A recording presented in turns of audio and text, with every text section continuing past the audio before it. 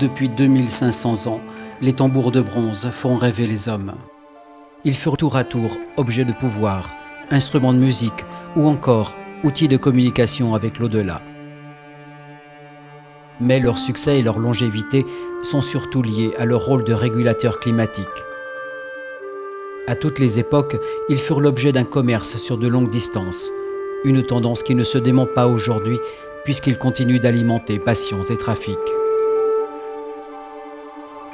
L'économiste Jacques de Guerny s'est pris de passion pour ces objets hors du commun.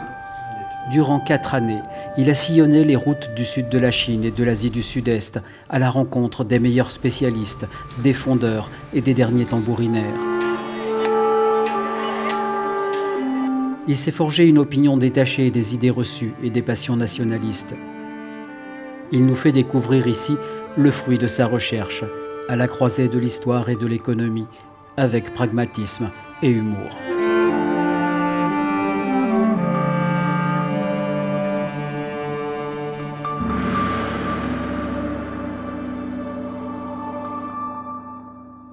On les appelle essentiellement les tambours de bronze de l'Asie du Sud-Est, parce qu'ils partent du sud de la Chine actuelle et ils vont jusqu'en Indonésie. Ça couvre donc un territoire très important de plusieurs milliers de kilomètres en longueur et en largeur. Toute cette aventure date d'environ 2500 ans. On ne sait pas exactement quand, parce qu'on n'est pas capable, avec les systèmes actuels, ça paraît étrange, mais de dater précisément le bronze. Le bronze a beaucoup de qualités, mais il n'a pas, comme d'autres matériaux, de carbone, il ne comporte pas un certain nombre de choses qui permettent de les dater.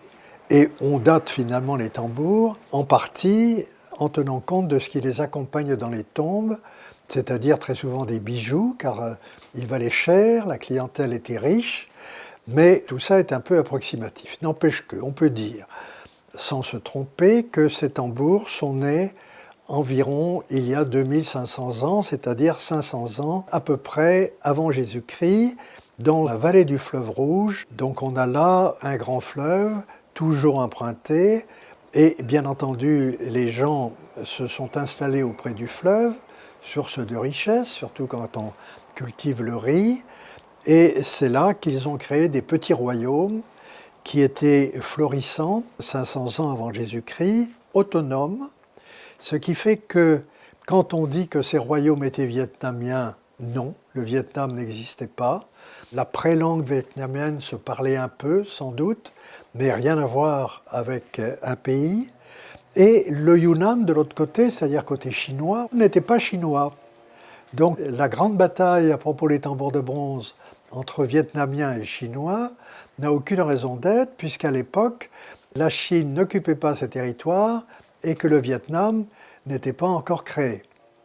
C'est d'autant plus vrai que tous les écrits de cette époque, surtout chinois, il faut bien le dire, en particulier leur livre d'histoire de fond qui s'appelle le Shiji, parlent de toute cette région et de tous ces petits royaumes qui sont les royaumes du Sud et qui sont les royaumes des barbares.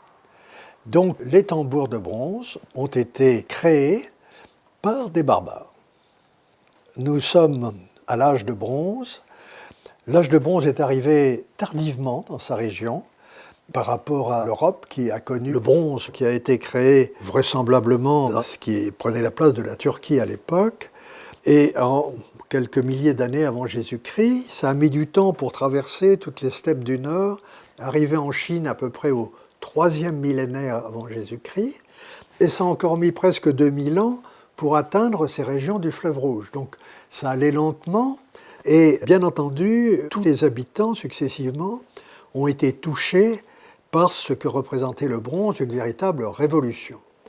C'est pour ça qu'on parle avec justesse de l'âge de bronze, qui a permis à des gens ensuite de s'assembler, d'être sédentaires, et non plus chasseurs-cueilleurs comme c'était le cas auparavant. Et qui dit sédentaire, dit évidemment créateur d'un art, et évidemment créateur d'une, ce qu'on pourrait appeler maintenant une civilisation, car on peut même parler non seulement d'une culture, mais je crois d'une civilisation des tambours de bronze. Alors, recevant cette invention du bronze, Les gens sont d'abord allés au plus pressé. Et ce qui était le plus simple à faire, c'est-à-dire des choses rudimentaires, mais dont on avait besoin.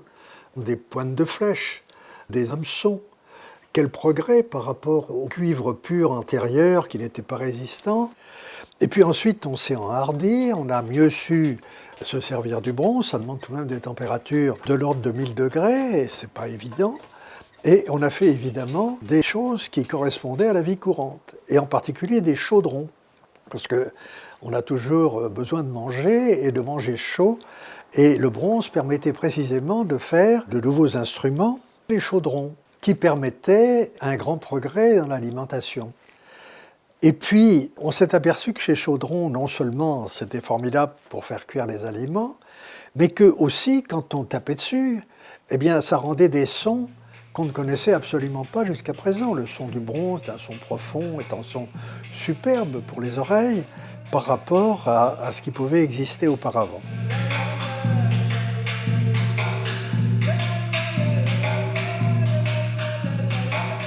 Donc, est-ce que ce sont des garnements qui faisaient une surprise party, qui ont utilisé le chaudron de papa et maman pour faire des sons? Est-ce que ce sont des gens beaucoup plus sérieux qui ont analysé ces sons et qui se sont dit « on peut mieux faire encore ». On a commencé, je crois que c'est comme ça, qu'ont débuté les tambours de bronze.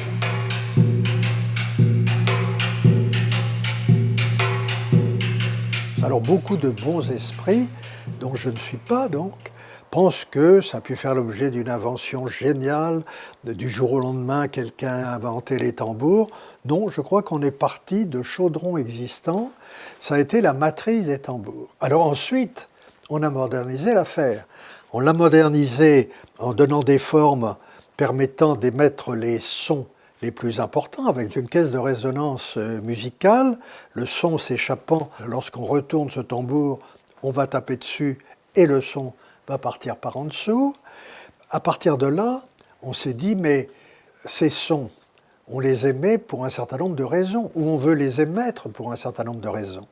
Et nous étions dans des pays de mousson, nous étions dans des pays où la première chose importante, c'est l'agriculture. C'est tout ce qui tourne autour de ce qu'on va faire pousser. Et faire pousser, ça veut dire maîtriser l'eau. Et on s'est donc dit, eh bien, ces tambours de bronze, qui donnent des sons si formidables, on va essayer de les jouer pour faire venir de l'eau ou pour arrêter l'eau quand la mousson est très importante. Bref, pour en faire un instrument pour gouverner le monde aquatique, si important pour les gens que nous sommes et qui devons tout au temps qu'il fait et à la réussite ou non de ce qu'on a planté.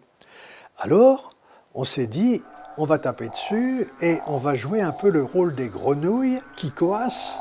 Et dans l'esprit général, le coassement des grenouilles, ça voulait dire que la pluie va venir. Alors pourquoi pas faire jouer ce rôle à ces tambours? Et on a donc dessiné des grenouilles sur le tambour. Et puis on a décidé toute autre chose de la vie courante des gens. Les funérailles, les danses, les bateaux. Ces bateaux étant censés soit naviguer sur la rivière, soit peut-être aller au-delà pour les derniers chemins du défunt. Donc on a sculpté ces tambours. Et on est arrivé aux merveilles que nous connaissons maintenant, bien caractérisées par exemple par le Nok-Lu, qui est le tambour star du musée de Hanoï, et en Europe, le Moulier, qui est le tambour en chef du musée Guimet à Paris. Et on s'aperçoit que ces tambours sont devenus des objets sculptés absolument superbes, avec des sculptures en rapport d'abord avec les besoins aquatiques des gens.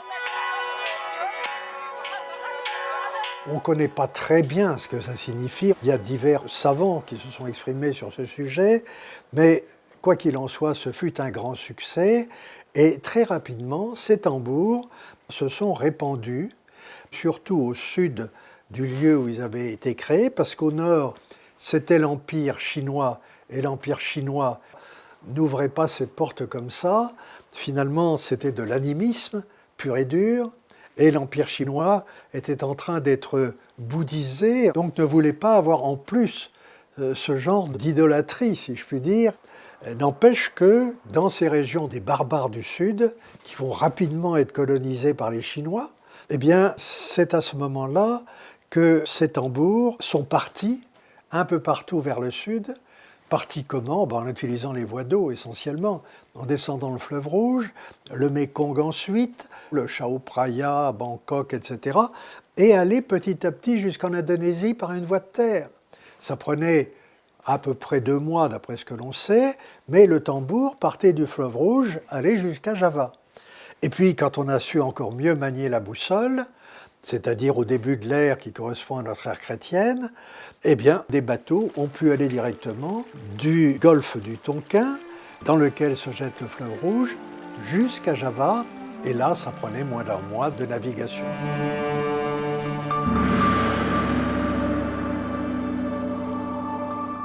Je distinguerai 3 époques dans les tambours de bronze. La première époque qui correspond à leur création, c'est-à-dire entre moins 500 et plus 200 à peu près après Jésus-Christ, c'est le fleuve Rouge qui est la grande voie, parce que c'est autour du fleuve Rouge que ces tambours sont nés. Est-ce que c'est plutôt côté chinois maintenant, plutôt côté vietnamien maintenant? 1, personne n'en sait rien. 2, je crois profondément que c'est des échanges entre tous ces royaumes, des échanges gagnants-gagnants, comme on dit maintenant, qui font que des royaumes de Diane autour de Kunming jusqu'à Dongson, près de Hanoï, c'est-à-dire au sud, il y a eu là tout un fourmillement culturel. Qui a inventé exactement quoi, on ne le saura sans doute jamais, mais on retrouve certains tambours plus spécifiquement du sud au nord, donc il y avait eu des échanges, et certains tambours qui sont nés au nord, Diane, pratiquement à Dongson. Donc c'est un tout. Et ça a donc duré 600 ou 700 ans, jusqu'au moment où les Chinois, mettant tout le monde d'accord, ont conquis tous ces pays et ont fait que les tambours ont risqué de disparaître. Et puis ensuite, il y a eu une seconde ère des tambours de bronze dans la Birmanie actuelle. Enfin, plus exactement le Myanmar, puisque ça s'appelle pour l'instant le Myanmar. Cette Birmanie, à l'époque, n'existait pas, bien entendu. C'était aussi des barbares du Sud, pour l'Empire chinois du nord de la Chine. Et elle a reçu, cette Birmanie, comme tous ces États du Sud, successivement, un certain nombre d'ethnies qui fuyaient la Chine. Et parmi ces ethnies qui fuyaient la Chine, il y avait les Karen. Les Karen qui se divisent d'ailleurs en 3 ethnies. Et une de ces 3 ethnies, qui s'appelle les Karenni, ces Karenni sont arrivés à peu près vers la moitié du premier millénaire de notre ère, c'est-à-dire plus 500. Le temps de s'installer, ils avaient sans doute aperçu des tambours sur leur chemin en venant de Chine, mais ils ont ressenti le besoin de se réunir, si je puis dire, autour des tambours de leur fabrication. Donc ils ont créé une deuxième race de tambours de bronze qui sont plus coniques que les premiers, qui ont moins la forme de champignons et petit à petit vont être décorés comme avaient été décorés ceux du fleuve Rouge. Mais c'est bien un second grand moment dans l'histoire des tambours de bronze et à leur tour, ces tambours de bronze vont irriguer toute l'Indochine, prenant toutes les rivières possibles et imaginables, les chemins qui existent bien sûr. Il y a du commerce depuis longtemps dans ces régions. On commerce les perles, on commerce des textiles, etc., etc. Et les tambours vont prendre les chemins préexistants et vont couvrir rapidement toute l'Indochine. Ils n'iront pas jusqu'en Indonésie, non pas à cause d'eux, si je puis dire, mais parce que de leur côté, les Indonésiens, le temps passant, avaient créé leur propre race de tambours, qu'ils ont évidemment défendue, et ils ont quelque part interdit à cette race Karenni de venir chez eux. Et ce faisant, c'est le 3e âge des tambours en Indonésie. Les Indonésiens avaient reçu des tambours de la première génération, les tambours du fleuve Rouge. Ils les ont beaucoup aimés. Pourquoi on sait qu'ils les ont beaucoup aimés? C'est parce qu'on les a retrouvés dans leur tombe, en bonne place avec d'autres objets très importants. Et là aussi, ils ont senti le besoin de faire des tambours à eux. Mais ces tambours ont eu la forme de sabliers, c'est-à-dire ont été beaucoup plus longs et se sont imposés. On les appelle les tambours de Péjeng parce que c'est dans la ville de Péjeng qu'on a découvert les premiers. On en a mis à jour quelques dizaines pour l'instant. Ils avaient été évidemment complètement oubliés depuis lors. Donc voilà, le schéma est clair. La région numéro 1, c'est la région du fleuve Rouge. On ne peut pas parler de points particuliers. Vous me permettez de parler de grappes, comme disent les économistes, quand il y a plusieurs points qui forment un ensemble. Et puis la grappe numéro 2, c'est la Birmanie. Et la grappe numéro 3, c'est l'Indonésie.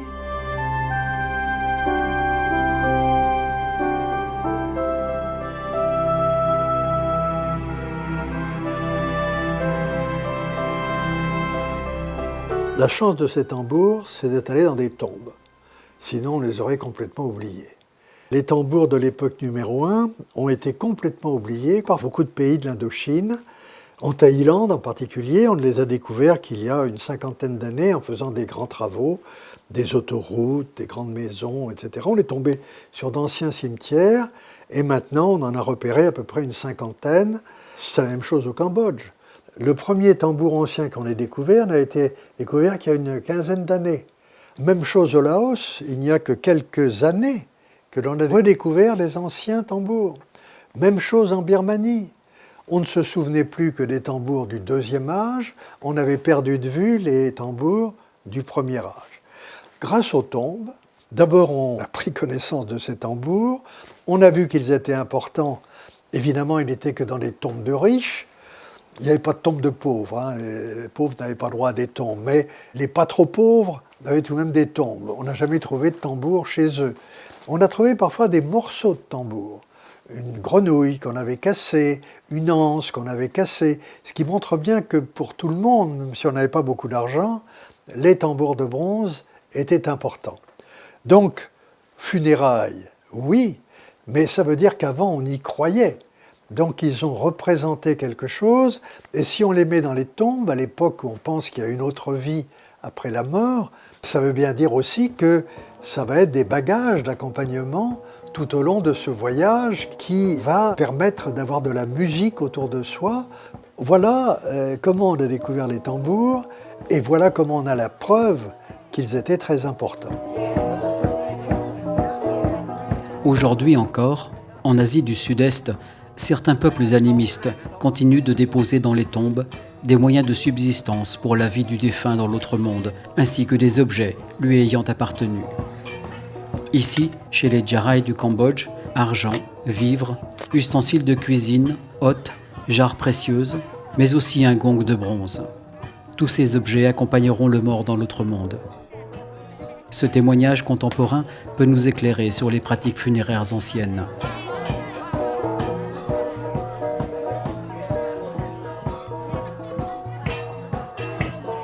Ces tambours ne servaient pas qu'à des funérailles. On a vu au départ qu'ils servaient à appeler l'eau ou à faire cesser l'eau. Et c'est pour ça qu'ils ont été ornés d'abord d'un certain nombre de choses aquatiques, dont les fameuses grenouilles. Ces grenouilles n'allaient pas toutes seules. Il y avait également des végétaux, comme des nénuphars, des poissons, qui peu à peu vont être sculptés sur ces tambours, pour mieux réaliser sa mission qui est de faire venir l'eau ou de faire cesser l'eau. Parce que le son va passer au travers de ces sculptures, où ces sculptures vont accompagner le son dans l'esprit des gens et donc être encore plus efficaces, ces prières, que si simplement elles s'adressaient sans passer par des tambours ou par des tambours non sculptés. Une troisième utilisation des tambours, également bien connue, c'est les utilisations guerrières. Comme ça fait un bruit absolument infernal quand on tape dessus, quand on voyait une armée arriver ou que soi-même on voulait se déplacer en faisant peur aux autres, et Dieu sait s'il y avait des guerres entre ces petits royaumes, ils étaient toujours en guerre, ils étaient d'accord sur des points essentiels, ils étaient animistes, donc ils aimeront tous les tambours, mais on essayait de se prendre les richesses ou les femmes, etc. Donc ces tambours ont été utilisés à usage guerrier. Il y a la fameuse légende d'un maréchal chinois qui, voyant arriver l'ennemi en nombre beaucoup plus important que ses troupes à lui, a eu l'idée géniale, dit la légende, de mettre quelques tambours de bronze sous une cascade où il se trouvait. Donc l'eau se précipitait sur ces tambours, a fait un bruit d'enfer évidemment, et la légende dit que les assaillants, tellement effrayés, pensant qu'on avait des régiments en face d'eux, ont fui. Donc utilisation guerrière, c'est certain. Ensuite, quand on fait la guerre, c'est pour avoir un butin. Donc ces tambours ont toujours fait partie des butins. Ils ont été notés dans les butins. Tel général a pris tant de tambours, telle cité a perdu des tambours. Voilà une troisième utilisation. Et il y a certainement beaucoup d'autres utilisations des tambours, ne serait-ce que pour danser. Car il y avait aussi des fêtes au moment des équinoxes, au moment d'un certain nombre d'anniversaires très glorieux, où on perpétue une victoire, etc., etc. Nul doute que les tambours ont été utilisés à ce moment-là pour faire danser les gens, comme ça existe encore dans certains coins de l'Indochine.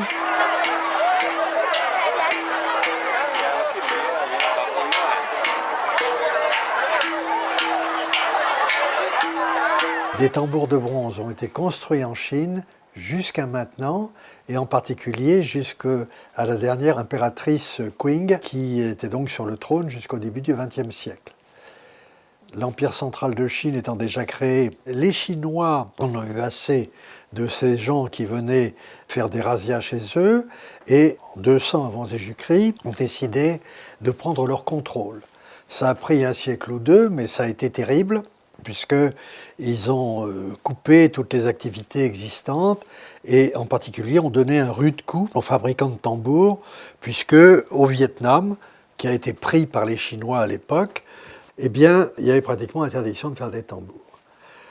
Et cependant, ces tambours ont continué à être fabriqués dans les provinces nouvellement acquises par les Chinois, qui s'appellent essentiellement le Yunnan et le Guangxi. Ces régions étaient peuplées, et le sont toujours, de minorités, c'est-à-dire de gens qui n'étaient pas de l'ethnie Han, qui étaient en train de commencer à gouverner la Chine, et que, sans se rebiffer, parce qu'on ne se rebiffait pas contre l'Empire central, ces gens ont continué à fabriquer les tambours de bronze.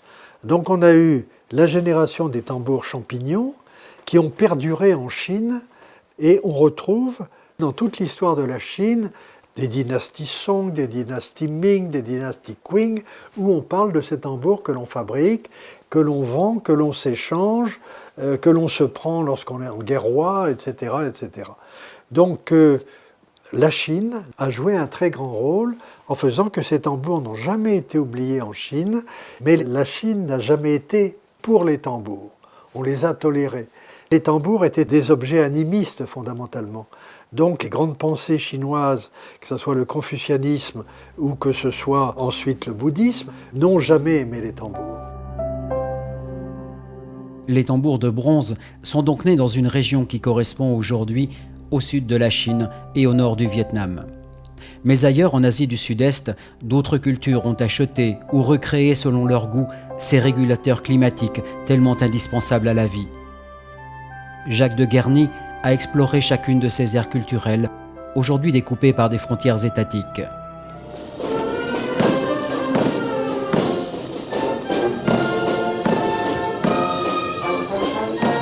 Pour les tambours en Thaïlande, on a une très belle introduction possible parce qu'en 2017, il y a eu les funérailles du roi Bhumibol. Après 60 ans de règne, il y avait en tête du cortège 4 tambours que l'on a joués pendant des kilomètres. Ça veut dire que les tambours représentent quelque chose en Thaïlande.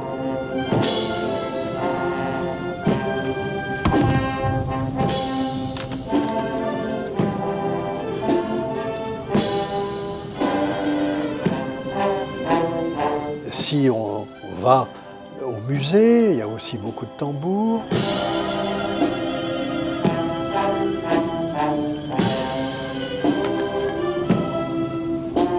Et si on va dans certaines maisons particulières, qui généralement ce sont des riches, parce que les tambours valent cher, eh bien les tambours existent, et sont aimés, et sont priés, un peu comme l'autel des ancêtres est prié. On met parfois sur des tambours des petites lampes allumées, des fruits, des verres contenant des liquides alcooliques ou non, en hommage aux ancêtres. Mais ce que l'on peut remarquer, c'est que ces tambours sont d'une catégorie bien particulière, la fameuse grappe numéro 2 dont on a parlé, c'est-à-dire ils viennent tous de Birmanie. Même si beaucoup de Thaïlandais sont prêts à jurer que ça a été fabriqué en Thaïlande et que ce sont des tambours fondamentalement thaïlandais. Non, ils viennent de Birmanie, mais il y a tellement eu de luttes entre la Birmanie et de la Thaïlande, avec des destructions massives, rappelons-nous Ayutthaya, Sukhothai, etc., de partout d'autre d'ailleurs, parce qu'on a guerroyé aussi en Birmanie, que finalement c'est une manière, si j'ose dire, d'avoir des relations qui font que les tambours birmans sont devenus naturellement pour les Thaïlandais des tambours thaïlandais. Ce sont donc des tambours coniques relativement récents. Mais les fouilles au hasard, si je puis dire, lorsqu'on fait des autoroutes, des grands buildings, on a creusé très loin et on a découvert beaucoup de tambours de la première grappe, c'est-à-dire de la génération du Fleuve Rouge, les tambours de 2000 ans. Et il y en a partout. Et ces tambours avaient été complètement oubliés.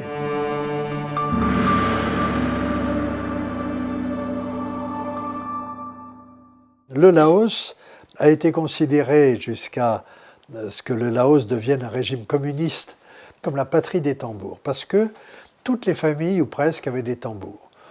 Pas les plus pauvres toujours, mais toutes les familles avaient des tambours, et même des familles pas très riches, parce que leurs membres allaient souvent se louer pendant une saison, pendant une récolte, dans les pays voisins, et en particulier en Birmanie, et ramenaient à ce moment-là des tambours. Soit gros, soit moyens, soit petits, parce qu'il y a eu des mini-tambours dans toute la zone, qui ne faisaient pas de son, mais enfin qui avaient la forme d'un tambour. Et donc, beaucoup de classes sociales au Laos ont eu des tambours. Mais c'est une mode qui est tout de même relativement récente.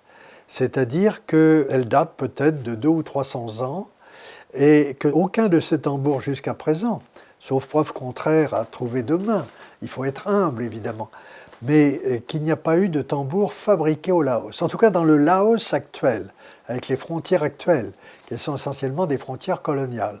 Et tous les tambours qu'on a considérés comme laotiens sont en fait des tambours karenni. Mais c'est l'époque récente des tambours. Mais en creusant ces dernières années, ou en faisant des découvertes à l'intérieur d'anciennes mines, on a trouvé de vieux tambours datant de 2000 ans, mais qui tous, jusqu'à nouvel ordre, ont été fabriqués ailleurs qu'au Laos actuel, et en particulier venaient de ce fameux fleuve rouge.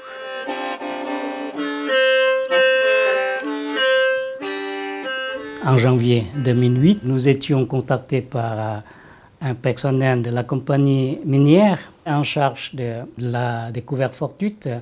Nous avons signalé que dans le périmètre de l'usine d'extraction de cuivre actuelle, à la profondeur à peu près 80 cm, l'équipe de Luxo est en train de détecter une marmite géante en métal, à peu près 1 mètre de diamètre, dont ils croyaient que ça pourrait être une vaisselle pour cuisiner le dragon, parce que la légende Chant du dragon a été racontée par les locaux de cette région depuis très très longtemps. Donc l'objet en question, en sortant de la terre, tout le monde a été surpris parce que c'est un tambour de bronze qui date plus de 2000 ans, du type Heger Ier, et c'est un parmi les plus grands tambours de bronze de l'Asie du Sud-Est, trouvé dans la province de Savannakhet. Ce type, surtout, on a trouvé dans 2 provinces du sud du Laos, 10 dans la province de Savannakhet et seulement 3 dans la province de Champasak et nul ailleurs.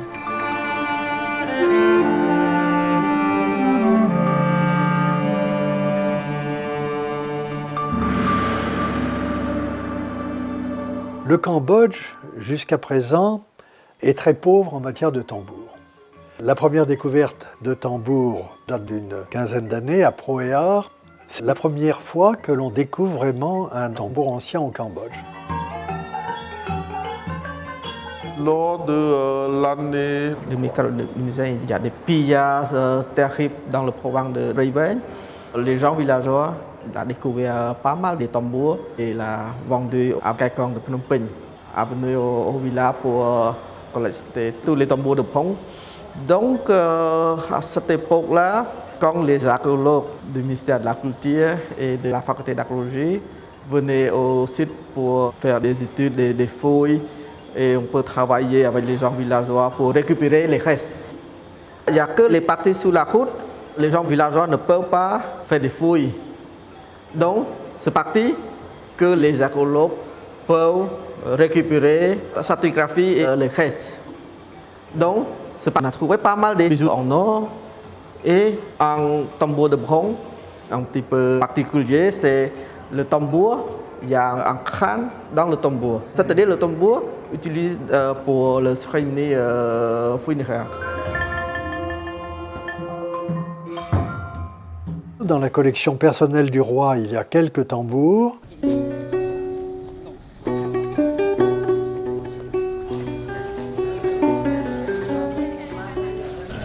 Nous sommes dans le palais royal de Phnom Penh où le prince nous montre deux tambours, celui-ci et l'autre qui est à son opposé là-bas, qui en fait sont deux tambours distincts bien entendu, mais de la même catégorie, c'est-à-dire des tambours que l'on appelle birmans, c'est-à-dire coniques, conçus par les Karenni, donc les Karen rouges de Birmanie, et qui ont été fabriqués par des bouddhistes qui vivent aussi en Birmanie, donc conçus par des animistes, fabriqués par des bouddhistes. Ces histoires de tambours m'ont toujours suscité la curiosité.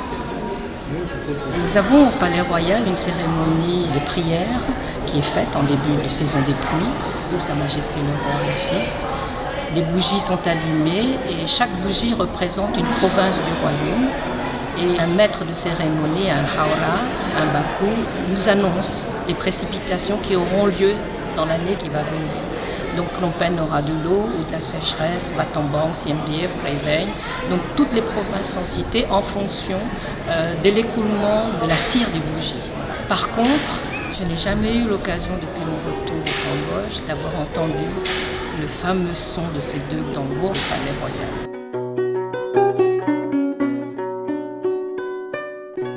Les tambours en Indonésie, c'est donc dans notre classification la grappe numéro 3. En Indonésie sont donc arrivés du fleuve Rouge des tambours de la grappe numéro 1, que l'on a retrouvés dans les tombes, donc ils ont été admis, ils ont été priés également en Indonésie il y a 2000 ans. Et puis les Indonésiens ont donc pris goût au tambour à ce moment-là et ont décidé de créer leur tambour à eux. Ils leur ont donné la forme de sablier, c'est-à-dire de tambours beaucoup plus longs que les tambours venus du fleuve Rouge, se tapant sur aussi un tympan beaucoup plus petit en circonférence, et puis avec des sculptures beaucoup plus locales, et en particulier des sculptures de tête qui reproduisent des sculptures en pierre qui avaient été faites sur les tombes locales.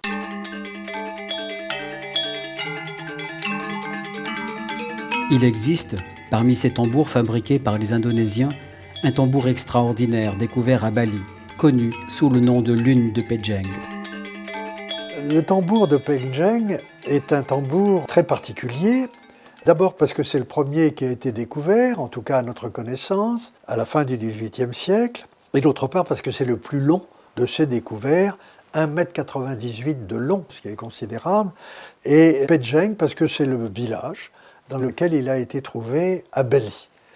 À ce moment-là, c'est un Néerlandais, puisque l'Indonésie était néerlandaise, qui s'appelait Rufus, qui a fait un rapport spécial.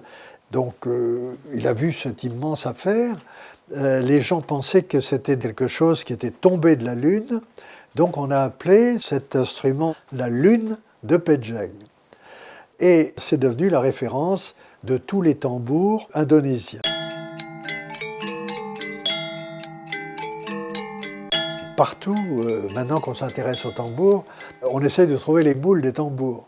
L'un des seuls moules qu'on a retrouvé en Indonésie, c'est précisément un moule de cette fameuse lune de Pejeng.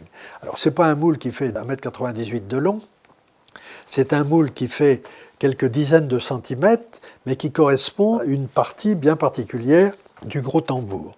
Et effectivement, on sait que les penjeng ont existé, mais on sait qu'ils ont été créés sur place. Car on aurait pu se demander, mais est-ce qu'on ne les a pas fait fabriquer dans le fleuve Rouge ou ailleurs? Non. Les Indonésiens ont fait des penjeng, et la preuve, c'est précisément qu'il y a un morceau de moule qui a servi à mouler un penjeng ou un morceau de penjeng. On a trouvé des penjeng plus réduits dans un certain nombre de tombes. Et puis, on a trouvé également d'autres tambours qu'on a appelés des moko, qui représentent à peu près la même chose, mais en plus petit. Ce que l'on peut dire, c'est qu'ils ont perduré jusqu'à maintenant, alors que les penjeng ont complètement disparu. Les moko, ils sont toujours fabriqués et ils sont toujours achetés en Indonésie. Ils sont fabriqués à Java et ils étaient vendus dans des îles qui s'appellent les îles d'Alor. Ça demandait une huitaine de jours de navigation et encore pas très longtemps. Ces tambours ont une activité bien particulière là-bas, c'est de servir de dot de mariage. En tout cas, c'était le cas jusqu'à une époque récente. Les premières études là-dessus d'une américaine, Cora Dubois, qui a fait à l'époque de la Seconde Guerre mondiale un long séjour et une longue étude sur les tambours de bronze, très intéressante parce qu'à l'époque, ils étaient toujours en pleine activité, si je puis dire. Il y avait des commerces de tambours de bronze, c'était la mode. Toutes les épouses avaient des tambours de bronze, ils étaient respectés, priés, etc., à toute occasion, non seulement pendant le mariage, mais les équinoxes, les funérailles, etc., etc. 80 ans plus tard, c'est devenu des reliques, jouées de temps en temps, mais les dames n'y croient plus trop. Quand on donne le choix, paraît-il, aux jeunes épousés d'avoir un tambour ou d'avoir de l'argent, la plupart choisissent l'argent. L'étoile centrale, qui orne la plupart des tambours de bronze, a toujours été sujette à de vifs débats entre les chercheurs. Jacques de Guerny a lui aussi un avis sur la question. L'étoile, elle a un certain nombre de branches. Alors on ne peut pas dire que le nombre de branches classe vraiment ni le tambour ni l'étoile. Bien sûr, quand il y a des plus gros tambours, généralement il y a plus de branches, mais je pense qu'on ne peut pas en faire une règle du jeu. Ce qu'on remarque, c'est que en mettant une étoile au centre du tambour, on va renforcer l'épaisseur du tambour, puisque c'est une sculpture qui va être partie intrinsèque de cette surface plane, puisqu'elle a été fondue d'un seul coup avec le bronze. À cet endroit-là, on a une épaisseur plus importante. Et on peut dire que si on n'avait pas fait une étoile ou un soleil, il fallait le créer. Parce que quand on va taper sur le tambour, et taper très fort pour faire des sons si on est à la guerre en particulier, ça veut dire que sur cette surface, sur le centre, il va y avoir un certain nombre de coups qui vont être donnés. Donc de toute manière, on avait certainement intérêt, étoile ou pas étoile, à renforcer le centre du tambour. Lui donner la forme d'étoile, ça a un mérite particulier, même si on pense que ça ne signifie pas le soleil ou Dieu sait quel astre, c'est que ça va aider à la répartition du son.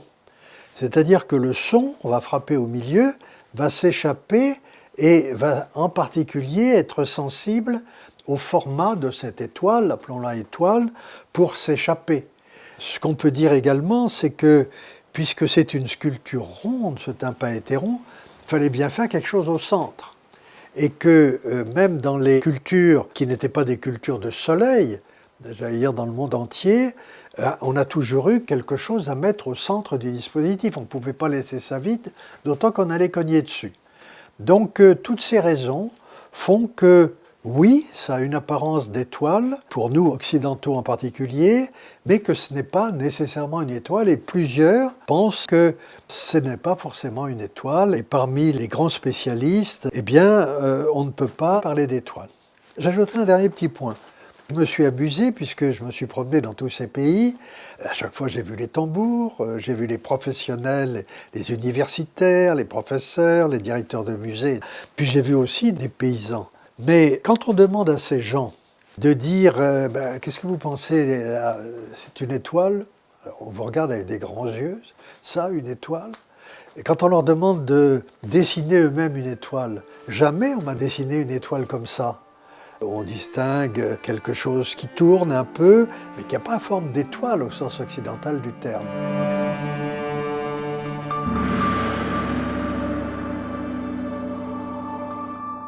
Le Le cas des grenouilles est très intéressant. Les grenouilles ont une réputation, c'est que leur coassement précède l'eau, ou s'ils coassent d'une autre manière, ça veut dire que la mousson va s'arrêter un moment, etc., etc. Donc partant sur ces observations, nos auteurs de tambours ont décidé des grenouilles. Des grenouilles ou des crapauds d'ailleurs. C'est pas gênant, si je puis dire, dans la mesure où grenouilles et crapauds avaient cette vertu d'avoir un rapport avec l'eau. Và cái đó nó là cái rất là thú vị là này.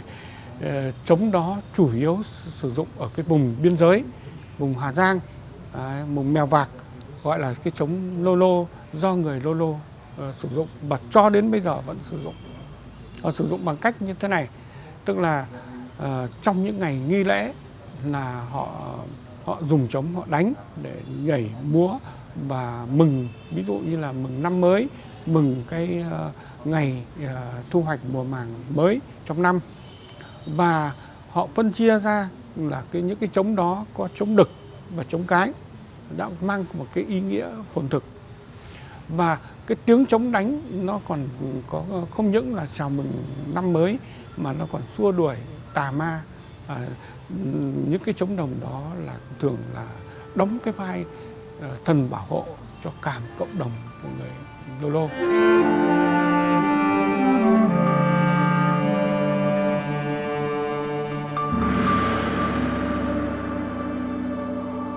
Comme on l'a vu, cette civilisation des tambours de bronze est née au niveau du fleuve Rouge, grappe numéro 1.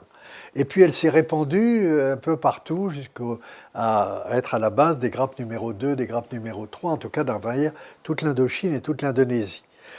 Je pense que tout ça peut s'expliquer. Ces tambours ne sont pas arrivés par hasard là ou là. Ces tambours n'ont pas été fabriqués par hasard en surplus pour le plaisir d'en faire en surplus. Car s'il n'y avait que des tambours fabriqués pour le fleuve Rouge, ils seraient restés dans le fleuve Rouge. C'est donc bien qu'on a demandé des tambours aux artisans du fleuve Rouge en disant « vos tambours sont appréciés ». Ça coûtait très cher de faire un tambour. Il fallait du cuivre d'abord, il fallait des métaux qui vont servir à faire l'alliage, l'étain, le plomb, d'autres métaux rares qui coûtaient très cher. Donc faire un tambour, il faut réunir tout un tas de matières, les mettre ensemble. Il faut avoir quelqu'un qui va être très compétent. Les très beaux tambours, il faut vraiment des artistes. Artisans ou artistes, on a peine à distinguer les deux. Les très bons artisans étaient très bien payés. Donc il fallait payer les métaux, il fallait les réunir, il fallait payer l'artisan. Ça veut dire que le produit qui va sortir de l'atelier qu'il fabrique va déjà coûter très cher. Et alors, que dire du prix qu'il va falloir faire payer à celui qui à l'autre bout va acheter? Parce qu'il y a non seulement le coût de production, mais il y a le coût de distribution. Il a fallu transporter sur tambour sur 1000 km, 2000 km, 3000 km et davantage pour aller jusqu'en Indonésie. Ça coûte très cher. Et puis, c'est pas par hasard qu'on les envoyait, c'est qu'il y avait donc un circuit d'organiser. On ne mettait pas ça dans un navire en partance en disant on verra bien ce qui se passera. C'est qu'il y avait une commande quelque part. Et c'est qu'il y avait quelqu'un au bout qui était prêt à payer quelque chose. Ça veut donc dire que comme dans nos circuits commerciaux actuels, il y a eu des intermédiaires entre les producteurs qui déjà prenaient leur dû et puis les acheteurs finaux. Donc je pense qu'il y a eu vraiment des circuits entrepreneuriaux avec du marketing, dirait-on maintenant, qui, d'un bout à l'autre, organisait ça et fait en sorte que les tambours ne mettaient pas plus de 2 mois pour arriver à leur destinataire. Je pense donc qu'il y a eu des niches comme ça qui se sont créées et qui sont devenues des niches très bien organisées, où chacun recevait son dû. Donc je pense que le succès de cette civilisation des tambours, c'est aussi un succès de l'organisation économique qui était sous-jacente et qui correspond simplement à ce que l'homme fait depuis des millénaires pour transporter les choses précieuses. Donc il y a les gens qui fabriquaient le tambour, il y a les gens qui transportaient le tambour, il y a les gens qui vendaient le tambour à l'arrivée, et tout ça, c'est un circuit économique, et ne pas oublier le pouvoir, les pouvoirs religieux ou les pouvoirs civils, qui au passage devaient prendre des droits de douane.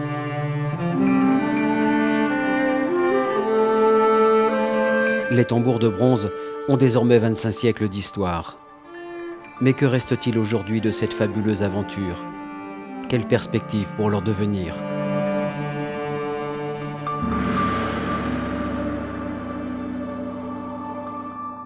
Alors, ce que l'on peut dire, c'est que jusqu'à la fin des empires coloniaux, c'est-à-dire jusqu'à la Seconde Guerre mondiale, grosso modo, peut-être parce que les règles du jeu ont changé, les gens sont devenus moins coutumiers, sont ouverts sur l'extérieur, sont allés peut-être davantage à l'école, enfin que sais-je, petit à petit, on a perdu ses habitudes.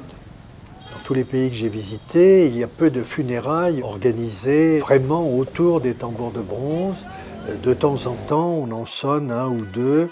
Je pense qu'on assiste à la disparition du véritable jeu des tambours de bronze. Et je crois aussi que ça ne reviendra plus, sauf dans les festivals. Alors ça, on peut dire que les festivals ne font que croître et embellir, que l'on ne va pas perdre du tout le goût des tambours de bronze, mais que ça va devenir quelque chose qui appartiendra au folklore, à la nostalgie, et non plus déjà à la croyance. Ça, c'est pratiquement terminé. Alors, dans certains coins, les orchestres en Birmanie, certaines funérailles au Laos ou autres, sont encore là, même au Vietnam.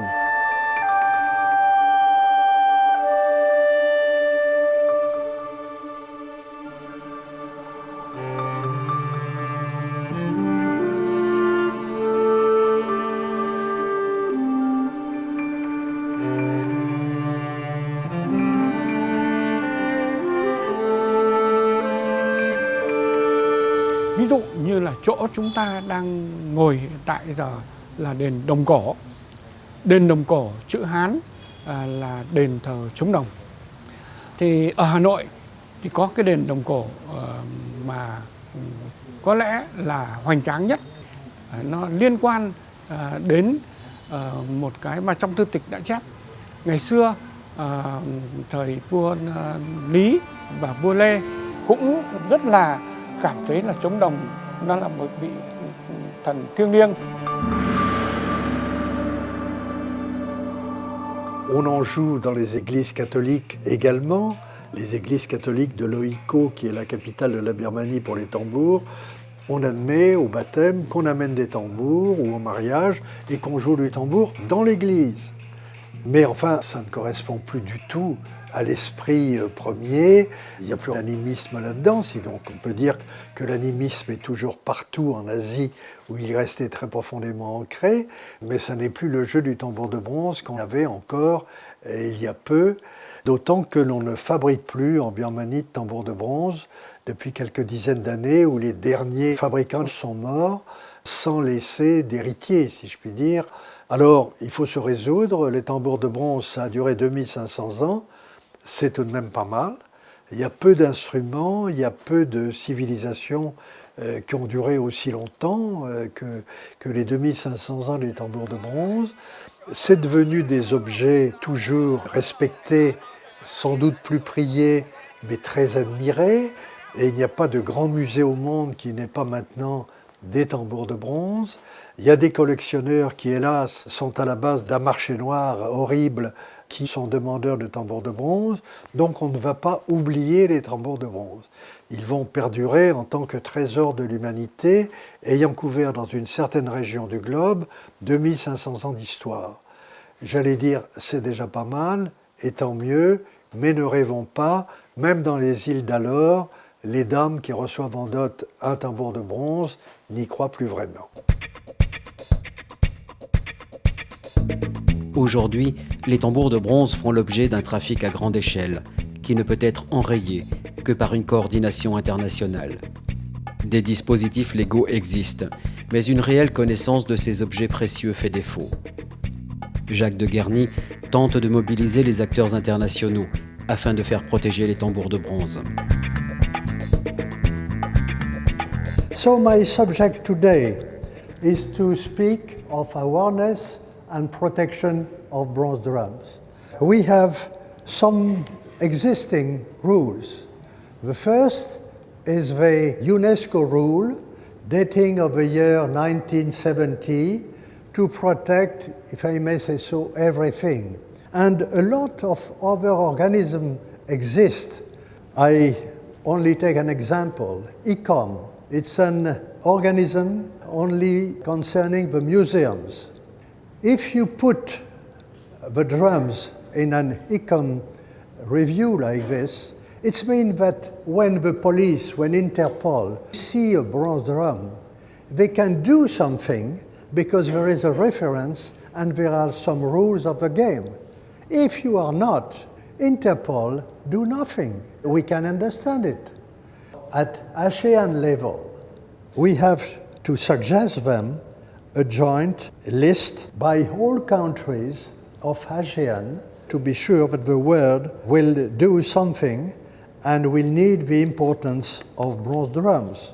Well, protection and awareness are urgently needed to assure the bronze drums of Southeast Asia aspire to their rightful place among the world treasures, a part of our common human heritage. Thank you very much.